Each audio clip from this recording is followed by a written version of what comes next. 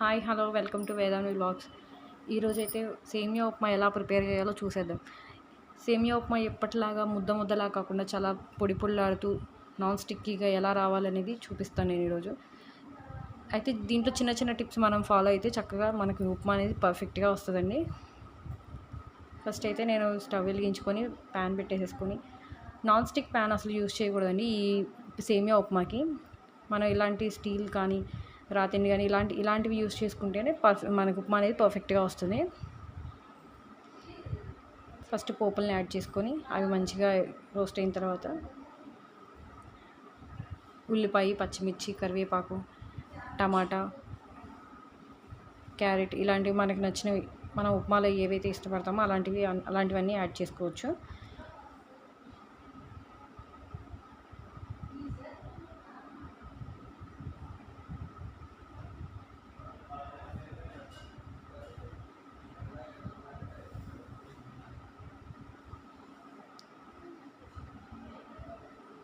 ఇవన్నీ కొంచెం వేగిన తర్వాత పసుపు యాడ్ చేసుకొని మంచిగా గోల్డెన్ బ్రౌన్ కలర్ వచ్చేంత వరకు వేపుకోవాలి.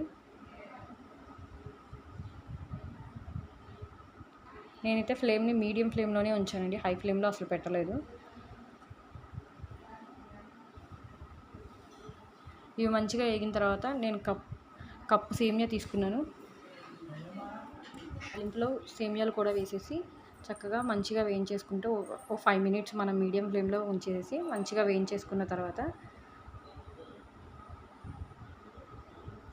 1 కప్పుకి నేను 1.5 కప్పు వాటర్ తీసుకున్నానండి.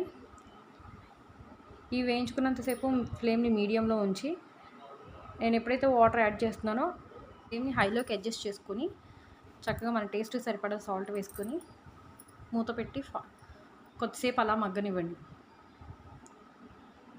హై ఫ్లేమ్లోనే.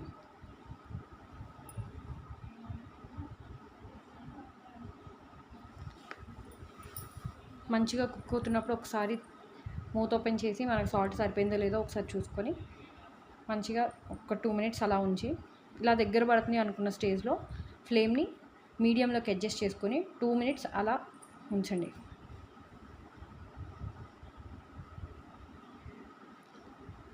ఆ తర్వాత ఇలా రెడీ అవుతుంది మన సేమియా నాన్ స్టిక్కీగా. ఇలాంటి మరిన్ని వీడియోస్ కోసం మా యూట్యూబ్ ఛానల్ని తప్పకుండా సబ్స్క్రైబ్ చేసుకోండి. Thanks for watching.